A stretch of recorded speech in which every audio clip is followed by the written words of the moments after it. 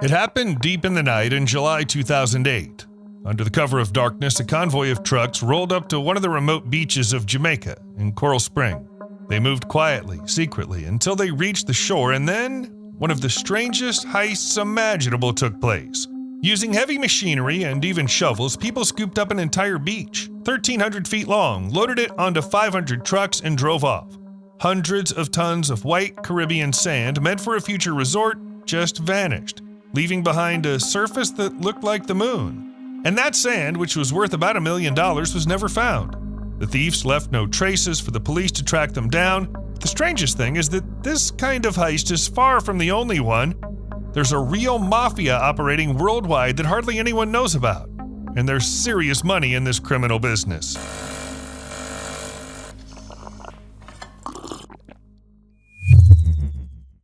You can steal a lot of things, including entire houses or massive oil tankers, but you don't really expect someone to get the idea to steal a whole island.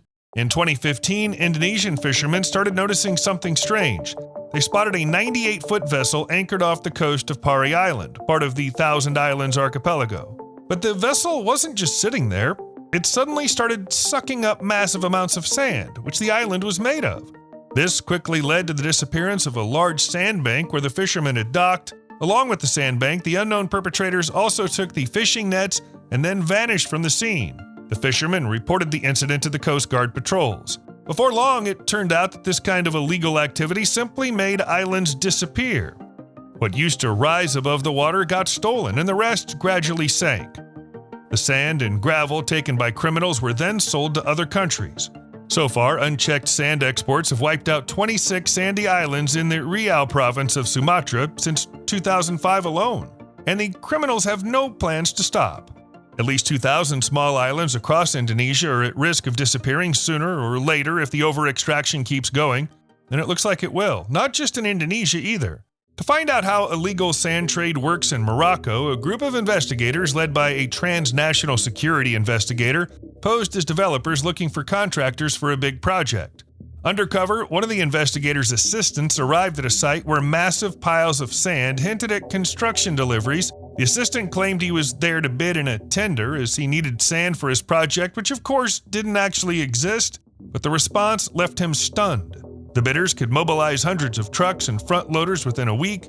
In other words, as long as there was demand, supply would follow. And fast. On other days, the assistant would go straight up to the truck drivers hauling sand parked in the city center. One of the haulers told him that contractors could set up nighttime deliveries using up to 250 trucks through a syndicate of firms. And once the sand is delivered, construction companies mix the smuggled sand with the legal stuff. After that, telling one from the other becomes completely impossible. But before anything else, the sand has to be dug up. And that's where things can get really different in scale. Sometimes it's just a matter of pushing a cart onto the beach, filling it up with shovels, and passing it on to the buyer. If it's a bigger operation, smugglers bring in barges or big ships fitted with heavy-duty dredgers. This usually happens at night to stay under the radar and far enough to safely use loud, heavy equipment. In some places, like Indonesia, there are thousands of miles of unprotected shoreline where criminals can take as much sand as they want. But there are other situations too. Investigators in Morocco noticed that dozens of trucks were working on the beach in broad daylight, not hiding anything in particular. Moreover, the gendarmes guard the entrance to the beach, not letting anyone in. This makes it possible to assume that sometimes sand theft can happen openly because it's covered up from the top. As I mentioned, serious money is involved in this field, and it seems to only fuel corruption. There are also completely different scenarios. In one of the rivers near Mumbai, hundreds of small wooden boats are anchored together, hull to hull. If you look from above, you'll see uneven lines, sometimes stretching 2,600 feet. Each boat has a crew of 6 to 10 people. One or two of them dive to the riverbed, fill a metal bucket with sand, and return to the surface. Then two others, standing barefoot on the board sticking out of the boat, pull the bucket up with ropes, and they do this 200 times a day. Yes, they've been stealing sand from the riverbed for a long time. When it all started, people only needed to dive down 20 feet. Now it's 39 feet, and the deepest they can dive is 49 feet. If the bottom's any lower, people can't work and have to find a new place.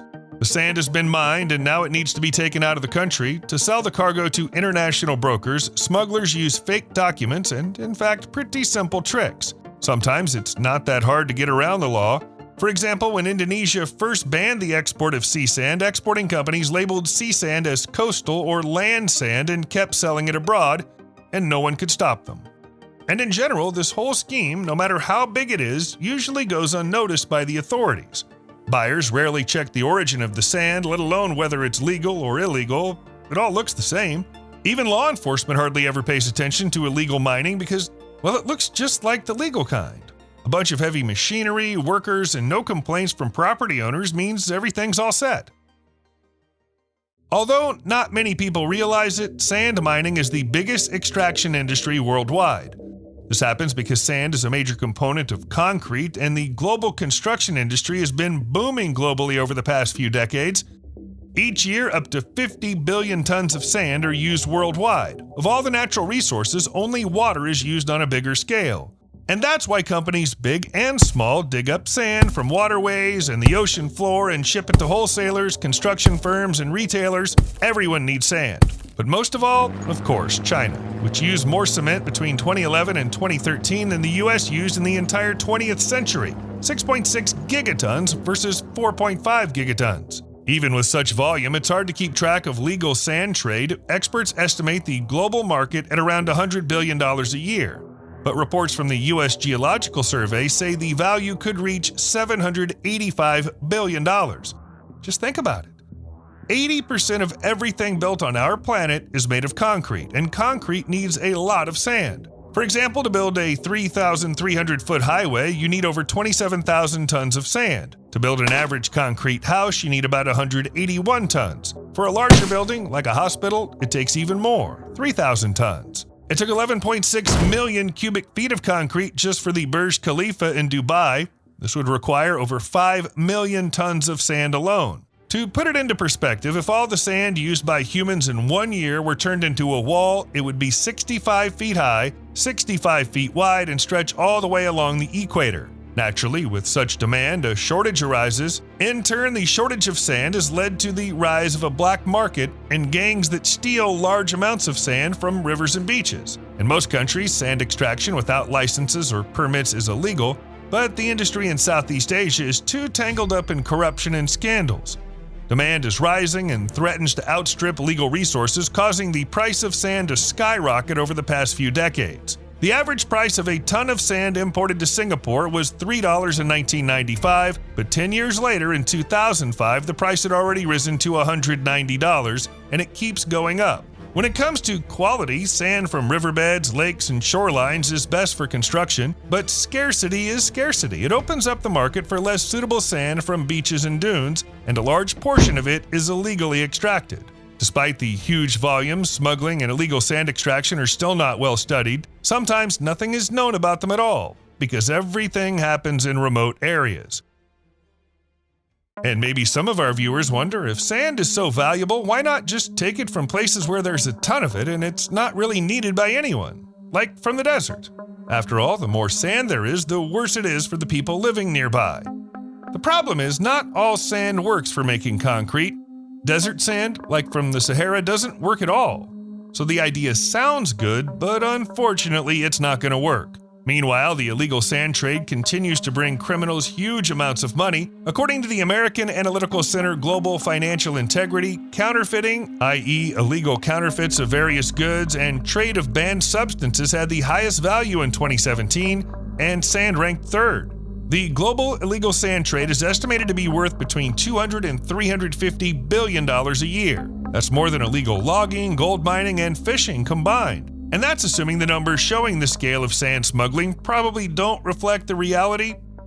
Sand might actually bring in even more illegal profits than any banned substances. And as often happens with anything illegal sand mining affects less developed and developing countries more than others. The reasons are simple: the weakness of government policy in these countries and the lack of support from authorities in fighting unlawful activities, and of course corruption. Mostly organized crime groups are involved in illegal mining in places like Morocco or Mozambique, but they also operate in the US. While there's little data, it's known that criminals are active in at least a dozen countries, from Jamaica to Nigeria, digging up tons of sand each year and sending it to the black market. They're also active in Malaysia, Indonesia, and Cambodia. These satellite images were taken in Brazil between 2011 and 2017. Illegal sand mining is one of the most profitable illegal activities here. Other Latin American countries where sand is being stolen include Colombia and Mexico. And don't forget about the African countries, for example, Kenya, Cape Verde, Nigeria, and Ghana.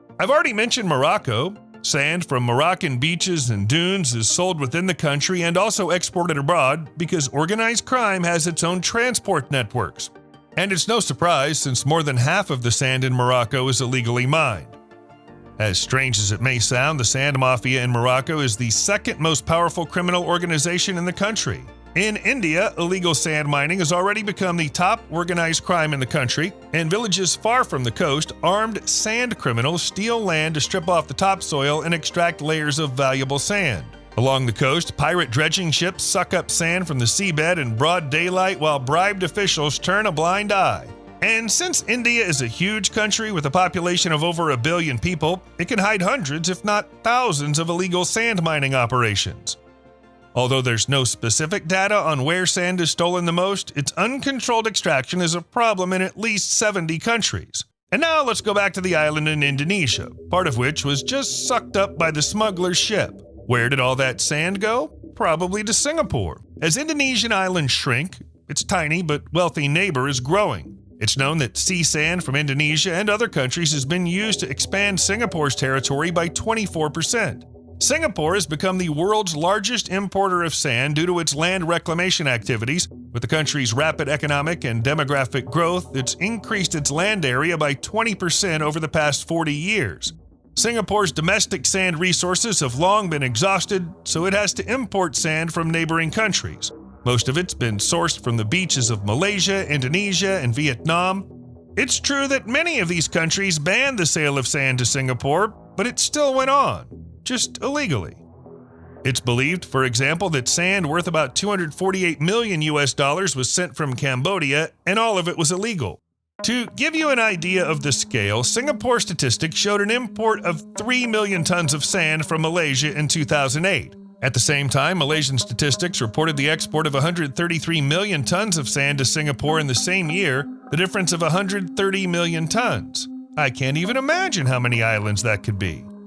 It's estimated that every year 600 million tons of sand are illegally exported from Indonesia. And that's just to Singapore. There are also China and India, which are leading the global construction boom. They're considered some of the main consumers of sand due to their rapid economic growth. Stolen sand is also supplied to Thailand and Hong Kong. As for African sand, it's mostly shipped to the UAE for the expansion of Dubai, because, as you know, sand from the surrounding desert isn't good for concrete. And of course, such large-scale smuggling doesn't go unnoticed, since every year up to 10.6 billion cubic feet of sand were smuggled out of Indonesia. The country was losing about $450 million annually. Not to mention the direct damage to ordinary people. The Indonesian islands are disappearing, and this is destroying the local fishing industry. Today, fishermen manage to bring home only 2 pounds of fish a day, whereas before they used to catch 22 pounds. The effect on the environment's pretty big, and it's not helping it at all. Dredging works on rivers destroy river mouths and habitats of various animals, and they also make floods worse. Cleaning up coastal ecosystems stirs up vegetation, soil, and the seabed, disrupting marine life. Meanwhile, river sand acts like a sponge, helping to replenish the entire watershed after dry periods. If too much sand is removed, natural replenishment can no longer support the river. This in turn makes the water supply worse for people during and after droughts, and also causes the loss of vegetation and wildlife. Rivers dry up and coastal ecosystems die off. Unfortunately, the low catch and losses for the economy and ecology aren't the worst problem. I didn't call these sand smugglers a mafia by accident. It's a brutal, criminal, and very bloody business. One of the many examples can be found in Makueni County, southeast of Nairobi, Kenya. Initially, farming suffered greatly because of climate issues. To get by, people began extracting sand from the river for the construction boom in Nairobi. In the early 2000s, the extraction was moderate, but as time passed, things got worse. This caused violence over sand to break out in the area from 2015 to 2017. As a result, at least 9 people died and dozens were injured. Similar conflicts took place in other counties, but in Maqueni, it all led to the formation of a small group of vigilantes. The people who had mined sand before saw that all the money was going to the companies while their home was being destroyed. The river was shrinking and they barely got any benefit. The vigilantes swore to stop the trucks taking sand no matter what. They imposed a ban on sand exports from the region and punished violators severely. So, late in December 2016, 2 trucks parked by the Mu'uni River, loading sand directly from the riverbed after midnight. The vigilantes surrounded the trucks and the drivers became the victims of their revenge and the vehicles were set on fire. But the smugglers were no less brutal. In Cambodia, villagers were attacked and many of them were killed, all because the smugglers forcefully evicted them from the areas where sand was being mined most heavily. Yes, the mining was illegal, but the authorities didn't step in to protect these people. Nowhere does the battle for sand rage as fiercely as in India.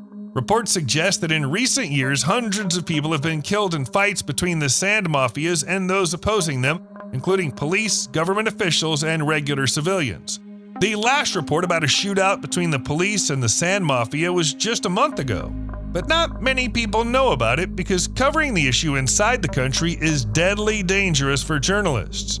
And outside, well, not many care about it. Did you know there's a huge black market for sand, a sand mafia and all that? I never heard about it until we started working on this video. But is there anything that can be done? Maybe, but only if some international organizations start regulating it. For example, if the sites where sand is extracted are certified by the Convention on Wetlands.